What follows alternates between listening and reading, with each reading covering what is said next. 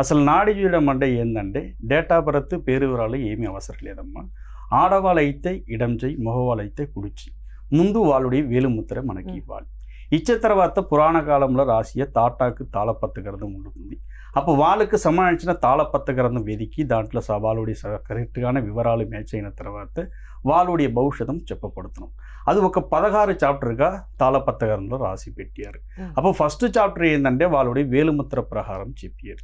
అప్పుడు రెండవది చాప్టర్ ఏంటంటే కుటుంబం గురించి చెప్పేది, వాక్, ధనం, ఫలితం గురించి చెప్పేది రెండవది చాప్టర్. అప్పుడు మూడవది చాప్టర్ ఏంటంటే తోడపుట్టిన వాళ్ళు, అప్పుడు తోడపుట్టిన వాళ్ళ వల్ల వాళ్ళుడి జీవితం ఎలా ఉండుతుంది, అప్పుడు తోడపుట్టిన వాళ్ళ భవిష్యత్తం ఎలా ఉండుతుంది చెప్పేది మూడవది చాప్టర్ అమ్మ. అప్పుడు నాలుగవది చాప్టర్ ఏంటంటే తల్లిగాడ ఆయుష్, తల్లిగాడ ఆయుష్ పరంగా, అప్పుడు వాహనం యోగం ఎలా ఉండుతుంది గురించి చెప్పేది నాలుగవది చాప్టర్ అమ్మ. అప్పుడు ఐదవది చాప్టర్ ఏంటంటే సంతానం, ఎంతమంది సంతానం పుడతారు, సంతానం వాళ్ళుడి భవిష్యత్తం ఎలా ఉండుతుంది గురించి చెప్పేది ఐదవది చాప్టర్ అమ్మ. అప్పుడు ఆరవది చాప్టర్ ఏంటంటే మన జీవిత కాలంలో మనకి ఎటువంటి రోగాలు, అప్పుడు శత్రువాళ్ళు, కోర్టు కేసు గురించి చెప్పేది ఆరవది చాప్టర్ అమ్మ. అప్పుడు ఏడవది చాప్టర్ ఏంటంటే ఎప్పుడు వివాహం అవుతుంది, ఎటువంటి దిశ నుంచి వస్తారు, వివాహం గురించి చెప్పేది ఏడవది చాప్టర్ అమ్మ. అప్పుడు ఎనిమిదవ చాప్టర్ ఏంటంటే మన జీవిత కాలంలో మనకి ఎటువంటి గండాలు వస్తుంది, ఎటువంటి సమస్యల గురించి, ఆయుష్ గురించి చెప్పేది ఎనిమిదవ చాప్టర్ అమ్మ. అప్పుడు తొమ్మిదవ చాప్టర్ ఏంటంటే తండ్రి కూడా ఆయుష్, తండ్రి కూడా ఆస్తి పరంగా ఎలా ఉంటుంది, గురువు ఉపదేశం, ఎటువంటి గుడికి పోవాలి, అప్పుడు ఆలయ దర్శనం ఎలా ఉంటుంది గురించి చెప్పేది 9వ చాప్టర్ అమ్మ. అప్పుడు 10వ చాప్టర్ ఏంటంటే మనకి ఎటువంటి ఉద్యోగం, జాబు, వ్యాపారం ఏది చేస్తే మనకు బాగుంటుంది గురించి చెప్పేది 10వ చాప్టర్ అమ్మ.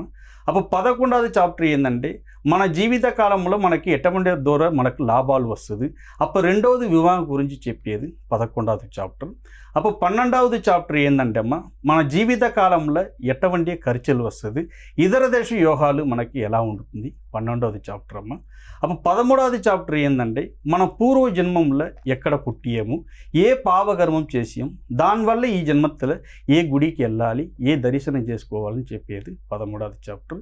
14వ చాప్టర్ ఏంటంటే మన ఏ దేవుడు మంత్ర పూజ పునస్కారం జపం చేసుకోవాలి, మనకు ఉండే సమస్యలు పోవటానికి పూజ గురించి చెప్పేది 12వ చాప్టర్ అమ్మ.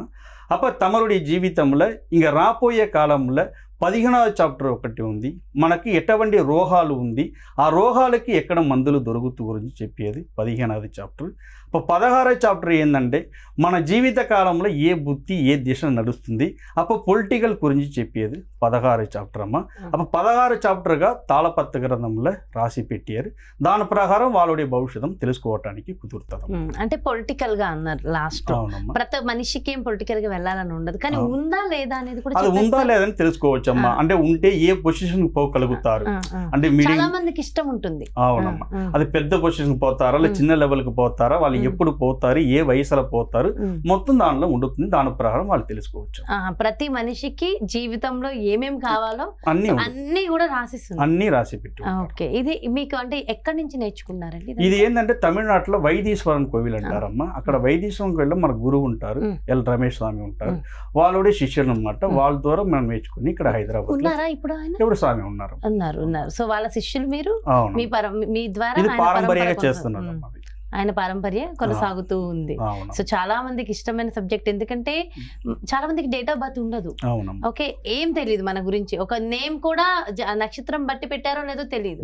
సో ఒక వేలి ముద్రతో అన్ని తెలుసుకోవచ్చు. సో వేలి ముద్ర అనేది ప్రతి ఒక్కరికి ఉంటుంది కాబట్టి చాలా సులభంగా నేర్పిస్తారు. ఓకే, అంటే దీన్ని ఇలానే చూడాలి, దీనికి ఏమైనా నియమ నిష్టలు ఉంటాయంటారా? ఎవరైనా ఎప్పుడైనా తెలుసుకోవచ్చా, పర్టికులర్ కొన్ని రోజుల్లోనే చూడాలి? ఏంటంటే నాడి చూడడం అంటే ఏంటంటమ్మా, ఈ వయసు కాలంలో ఈ మనిషి తెలుసుకోవాలని విధి ప్రాప్తం ఉంటుందమ్మా. అందరికీ దొరకదనమాట. దొరికిందనుకోండి వాళ్ళ భవిష్యత్తు మొత్తం తెలుసుకోవచ్చు. ఒకవేళ దొరకలేదనుకోండి కొంచెం టైం పడుతుంది.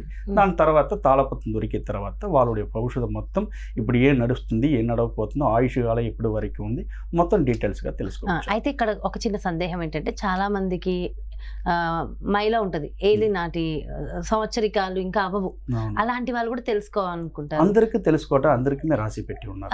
ప్రతి ఒక్కరు ప్రతి తెలుసుకోవచ్చు. ఒక్కరికి అందరికీ దీనికి ఏం నియమ నిష్టలు ఈ టైంలో తెలుసుకోవాలి అటువంటిది అలాంటివి ఏం ఏం లేదమ్మా, అటువంటిది ఏం లేదు. సో ఎప్పుడైనా ఎప్పుడైనా ఎవరైనా సరే తెలుసుకోవచ్చు. ఇవ్వచ్చు. వేలుముద్ర ప్రకారం ఎవరైనా తెలుసుకోవచ్చు. ఓకే, చాలా సంతోషం అండి, చాలా డీటెయిల్ గా ఎక్స్ప్లెయిన్ చేశారు. Thank you so much. నమస్కారం.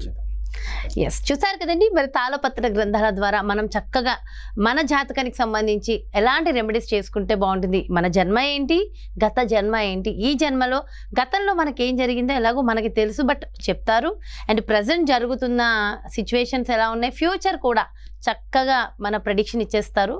సో డీటెయిల్డ్ ఇన్ఫర్మేషన్ కావాలి, తాళపత్ర గ్రంథాల ద్వారా చక్కగా మనకి మంచి రెమెడీస్ తెలుసుకోవాలనుకుంటే క్రింద డిస్ప్లే అవుతున్నటువంటి నెంబర్స్కి మీరు కాల్ చేసి వివరాలు కనుక్కోవచ్చు. నమస్కారం.